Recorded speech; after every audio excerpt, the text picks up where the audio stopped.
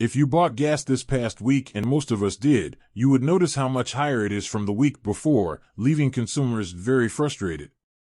Let's take a minute to hear from some of these consumers. What have you noticed about gas prices lately? Going through the roof. They're always spiking, and then they'll come down, but it's constant. It's very frustrating, especially with the inflation of groceries and everything. We don't need gas to get any higher. Frustration at the pump as the state average gas price reaches a new high for 2024. According to fresh data from the Energy Information Administration, gas demand has increased recently, while total gas stocks have dropped. According to AAA, the national average gas price is $3.46.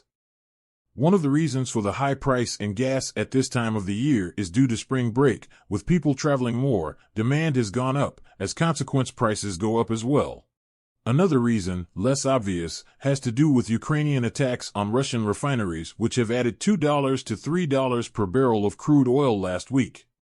Even though U.S. and European allies have banned the import of Russian oil and natural gas after Russia invaded Ukraine. A new report by Global Witness reveals that some of the fuel coming into the U.S. is made from Russia's crude oil. Let's take a quick look at what this report has uncovered.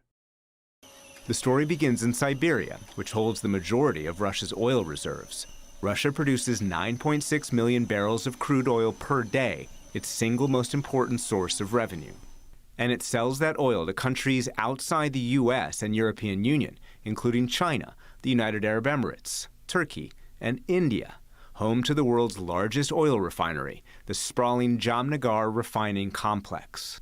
Before the war in Ukraine, Jamnagar imported almost no Russian crude. Today, Global Witness found about 1/3 of its monthly crude imports are Russian. At Jamnagar, the Russian crude is blended with other foreign crude and refined into gasoline, diesel, and other products that can be legally bought by American companies.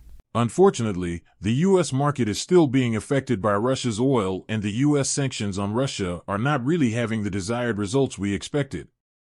Just something to think about. Thanks for watching, and see you next time.